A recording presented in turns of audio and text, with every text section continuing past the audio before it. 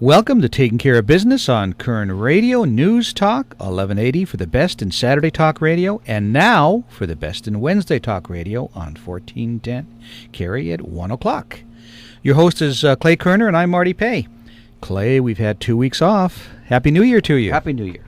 Did you do anything you shouldn't have done? No, I didn't do anything I shouldn't have done. I should have done some things. You should have done some things, but you didn't do. Okay. Exactly. I guess that makes sense. Well, to me it does. Well, that's all that matters, that's all right? That matters to me. That's right. I'm back hard at work. Trying to make a living as we fight Obamacare. Ah, okay. For truth, justice, and the American way, right? Well, 2012 is here, and more laws went into effect. 2013 is around the corner. And 2014, if the Supreme Court doesn't do anything, is going to be devastating to the economy and to businesses. And it's amazing the number of laws that have changed this year. And it's tougher on small business. Not only in federal, but state. State, yeah. Over 800 laws Governor Brown signed. Yeah. And people are wondering why businesses can't get started? Or why would they want to start in California? Yeah. I mean, if I could move my business right now, I'd be gone. I would too. But we can't move in our environment and the type of business we're in. No, we're too firmly established. And and I love Bakersfield. I mean, I hate the fact that they're forcing people like you and I out of the state and out of the area. Well, and you talk about how you love Bakersfield. Bakersfield is a town that grows on you. I moved over here from Carpinteria, which is just south of Santa Barbara. Yeah. And everybody says, why? Mm-hmm. But you know what? I have really grown to love Bakersfield.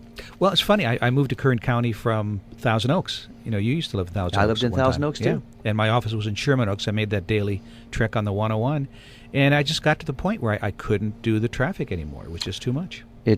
Even though they widen the freeways there, it's still got to be too much. One of the neat things about Bakersfield is you can be anywhere in 15 minutes. That's right. I mean, you can be in the mountains in 2 hours. Yeah. Or at the beach. You can be in Tehachapi in 45 minutes and be in the mountains. True. Yeah. I've been to Tehachapi a couple of times. Yes, I'm there every day. 6 days a week. How do we get on this? I don't know. Anyways, we've got a power-packed month full of great guests. Next week, we'll have Mark and Kathy Abernathy talking about the primaries, which I think you and I may talk about a little bit before our first guest comes on. Mark and Kathy Abernathy are really up on their politics, and they've supported some great people in this community over the years. And I think they've won most of the things that most of the people they've supported have actually won. But one of the people that they worked with was Shannon Grove, and she was up before the legislature making a presentation on a couple of bills yesterday, and they just killed him in committee. Yeah, and they voted along party lines. I mean, the unions control California. Sure, there's no question about it. Sure they do, and it's not going to get any better.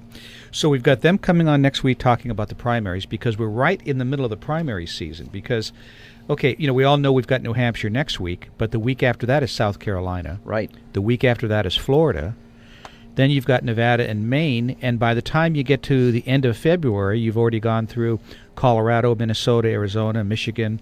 So this thing is probably going to be over by, I'd say no later than the end of February. Well, it's interesting. You wonder who is going to be at the helm. Mm-hmm. We saw Michelle Bachmann back out yesterday. Huntsman needs to get out. Uh-huh.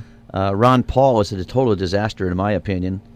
Well, but his campaign is going well, which is not a good thing for the Republican Party. No, because he'll go. He won't get the nomination. That's obvious. But what he will do is maybe run as the third party. And that would almost ensure another Obama term, which would be a disaster for us. Destroy the country. Sure. Yeah. I mean, that's my opinion. Now you talk to some Democratic friends, and they believe totally different. Well, obviously, but I mean, if Ron Paul believes the way he believes in America, the last thing he should do is run as a third-party candidate right now, because it would just be a disaster for the country. Well, you've also got Trump, who may run as a third-party candidate, and that's another ego waiting for a place to happen. Yeah, he's done everything he could possibly do. He's as rich as he can possibly be, so he might as well do one more thing and run for president. I'm surprised that the guy that runs Microsoft doesn't run for something. Yeah.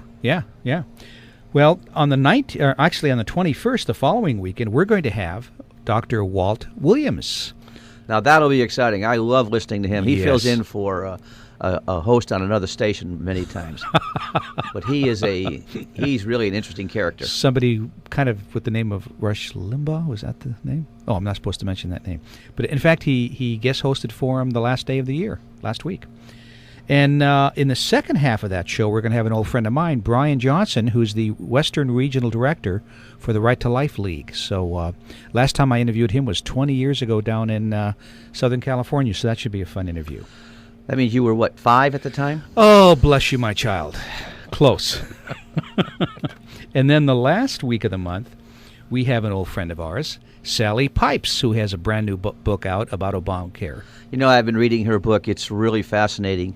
It's basically 10 ways to take Obamacare apart, what we need to do to make the corrections that the original legislation put in place. Yeah, and it's amazing. There are a couple different legislators that are seeking her advice on what to do in case we are in a position where we can start dismantling it. So hopefully they'll take her advice because her stuff is right on point. I would love to give our local legislators, federal and state legislators, a copy of that book that she's written.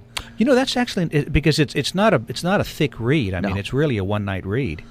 Well, for those that read fast, but for some of us, it takes a long time. Well, see, and in your case, there's not a lot of pictures in there, so that makes it even tougher. Makes it really hard on me, yeah. but there is some good information in there. Yeah, it's really, the taxes that are going to come about to the insurance companies, as well as to businesses, as well as to individuals, is atrocious. And who pays for that? The taxes? Well, ultimately, the consumer pays for it because the companies are going to pass it on. Oh, yeah, but, the taxes to businesses.